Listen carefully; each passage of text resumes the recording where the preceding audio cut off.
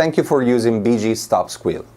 Most brake noise is caused by vibration that occurs when pressure is applied. BG Stop Squeal will prevent that to happen. The idea here is to put 4 to 5 layers of Stop Squeal on the brake pad before installation. Now remember, you need to wait about a minute between each layer for Stop Squeal to soak in the lining. Follow these steps so you can finish fast.